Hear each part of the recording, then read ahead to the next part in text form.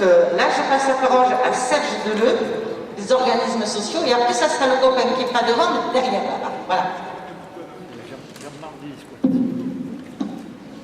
Oui, je suis Serge Deleu, donc je suis du Pas-de-Calais et des organismes sociaux. Oui, j'avais prévu effectivement d'engager la conversation sur mon intervention sur les actions que nous sommes en train de mener, mais on va prendre les choses en ordre. Sur effectivement comment s'est passé le confinement dans le Pas-de-Calais, je rebondis sur tout ce qui a été dit jusqu'à maintenant. C'est-à-dire qu'on s'est mis en sommeil complet, il faut dire les choses, elles le sont. Mais ce qui est plus embêtant, c'est que ce sommeil il a été accompagné dans toutes les strates de la CGT. Terlude était fermé, les UL, la moitié des UL se sont fermés. C'est-à-dire qu'il n'y avait même plus de lieu pour pouvoir se réunir. Et ça vient seulement de rouvrir maintenant, à peu près. Et encore, il faut demander à chaque fois si on peut, à 10, venir faire une réunion. C'est vraiment quelque chose qui est pénible. Il y a aussi le fait, c'est que, comme le disait le camarade, ça a montré les limites très fortes de nos structures actuelles. Tout le monde constate que les UL, ça roule plus ou moins bien, certaines UD c'est mieux que d'autres, mais dans le même temps, le problème organisationnel de la CGT, il est de A à Z, et le Covid a développé et a montré effectivement les choses telles qu'elles devaient. Aujourd'hui, on a relancé l'USR, on refonctionne, on a des gros problèmes avec les sections multipro en particulier, où on a effectivement des gens très âgés qui ont peur, il faut dire les choses, elles ont peur. On a aussi le problème aussi des camarades qui ne veulent pas se déplacer. Moi aujourd'hui je suis ici parce que mon secrétaire de l'USR ne veut pas se déplacer. Rien que l'idée de prendre le métro, c'est radical pour lui. Donc on est dans une situation où effectivement à un moment donné, ça fonctionne, mais ça fonctionne sur une jambe. On a aussi beaucoup de mal à organiser les choses. Alors on a pris un sujet pour pouvoir organiser. Après-demain, on a une réunion à Burbure où on a essayé de convoquer un maximum de camarades retraités, mais on ne savait pas trop sur quel point les faire. Donc là, on va le faire sur effectivement les questions de la dépendance. Donc on a mis à l'ordre du jour effectivement le point de la dépendance pour qu'on ait une certaine pédagogie, une certaine attraction à cette réunion. Pour l'instant, on a une cinquantaine d'inscrits. Les autres années, on tourne autour de 100, 120 inscrits sans problème. Alors, en ce qui concerne les revendications, on a un gros problème qui s'est déclenché dans le Pas-de-Calais, c'est la fermeture des permanences CARSAT. C'est-à-dire qu'on a effectivement 11 fermetures de permanences CARSAT dans notre département, et on a engagé effectivement une lutte, mais qui est portée actuellement que par les retraités. Alors, c'est un comble. Mais nos camarades des organismes sociaux un peu, mais c'est surtout les retraités aujourd'hui, et en particulier autour de Béthune, qui effectivement travaillent sur ces sujets, parce que 4 des 11 sont autour de Béthune, sur effectivement la ronde qui est la fermeture, avec effectivement un travail qu'on fait avec la presse, avec effectivement un certain nombre de choses.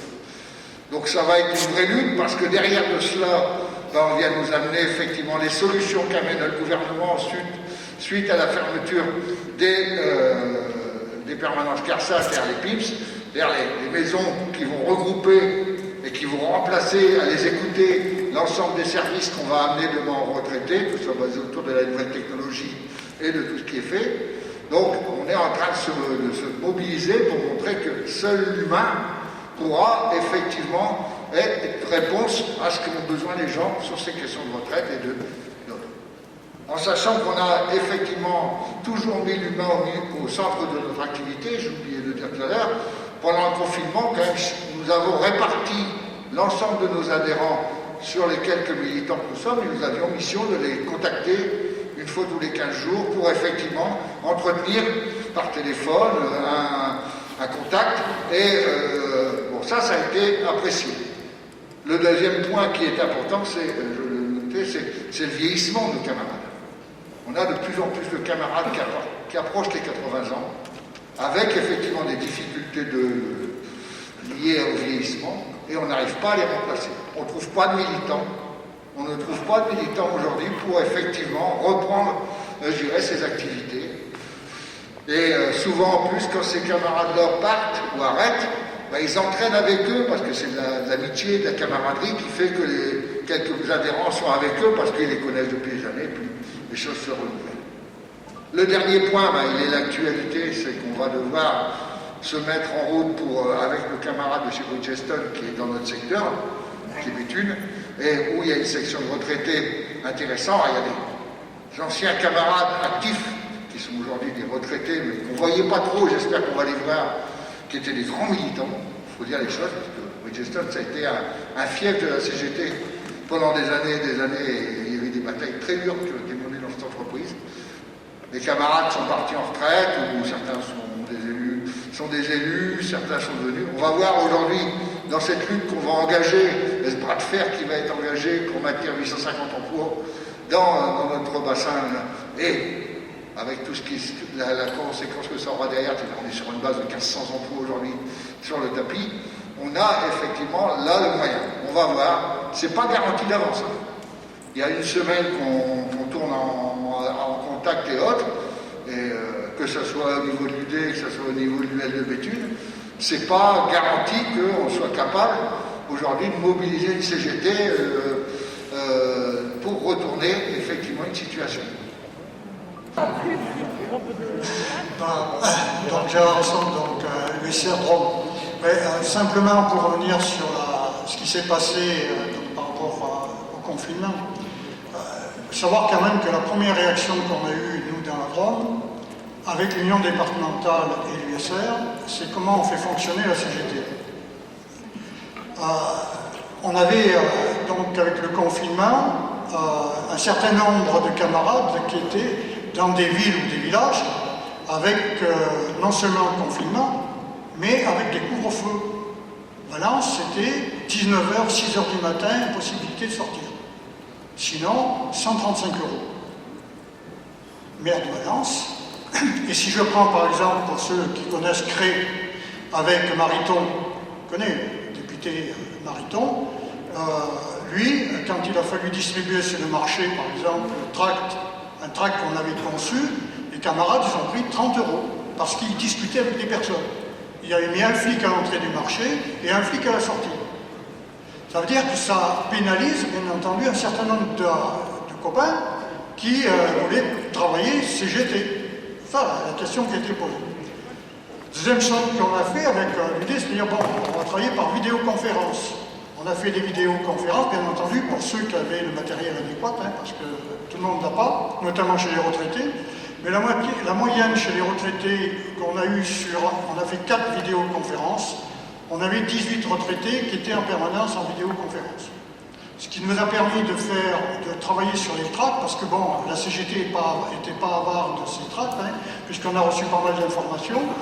Et on avait un camarade dans Diwa qui était imprimeur et qui lui travaille seul, qui a pu nous imprimer les tracts, ce qui permettait que quand on allait promener le chien, parce qu'on avait 1 heure pour le promener, de le mettre dans les boîtes aux lettres. Donc c'était quelque chose qu'on pouvait faire.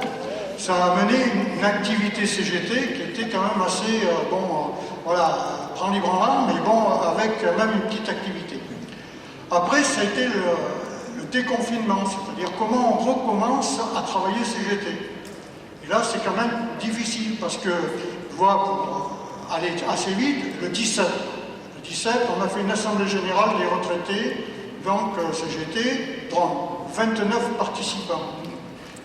Le matin, l'après-midi, il y avait la manifestation à Valence. À Valence, c'était 500 participants à la manifestation. Donc, on ne peut pas se glorifier, mais bon, c'était au moins 500 participants. Mais j'ai pris les notes, parce que les interventions des camarades, dans les 29, par rapport à la situation, il y a la trouille des retraités. Et ensuite, beaucoup de camarades sont revenus sur la syndicalisation. Et il y a des camarades qui disent comment on s'occupe vraiment des retraités à l'heure actuelle, compte tenu de cette situation. Parce que la plupart du temps, les retraités, là, je vais le dire comme ça, un peu avec humour, mais ils sont soit sur BFM TV, soit devant les feux de l'amour. Résultat des courses, c'est qu'on est dans une situation où il n'y a pas vraiment donc une communication. Et beaucoup de camarades ont dit comment on communique à l'heure actuelle. On parle de plan de rupture et non de plan de relance. La CGT a dit ça. Les camarades disaient, mais comment le transcrit-on sur le territoire et dans nos assemblées générales? Parce qu'on peut dire plan de rupture, mais il faut le transcrire pour essayer de faire avancer. Et on a une autre initiative qu'on fait dans la Drôme, là, qui va être faite le 20 octobre. Il se trouve qu'avec la situation sur la sécurité sociale, remise en cause, la 5e branche, parce que derrière c'est la privatisation, donc on ne peut pas se faire un dessin. Et les problèmes des hôpitaux. Nous, les hôpitaux dans la Drôme, malgré qu'ils aient eu la prime, c'est toujours, excusez du terme, le même bordel. Les urgences, c'est pratiquement entre 12 et 15 heures d'attente dans les urgences. C'est le minimum. Ça veut dire que les camarades se battent tous les jours. Alors, on a travaillé avec les actifs, c'est-à-dire les organismes sociaux, les hôpitaux, les EHPAD, on est organisé, et on fait le 20 octobre donc une réunion, donc on fait venir Christophe Prudhomme, donc il descend sur le Drôme, pour donc, travailler sur le matin avec la CGT, comment on va retranscrire sur le territoire donc ces problèmes-là, c'est-à-dire donc sur la santé, sur la protection sociale. Et l'après-midi, on ouvre en faisant une table ronde, donc qui sera animée par la région Auvergne-Rhône-Alpes, par la CGT Auvergne-Rhône-Alpes, donc avec l'ensemble des organisations syndicales et puis les partis de gauche. Donc voilà, on a ouvert, on travaille là-dessus, on est en train de le mettre en place.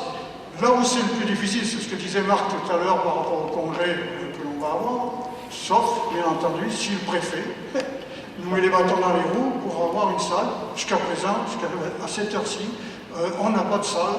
On est en train de creuser le fer avec les copains sur tout le territoire pour pouvoir avoir une salle, pour pouvoir accueillir, parce qu'une salle qui est par exemple de 500 personnes, vous divisez par 2, donc c'est 250.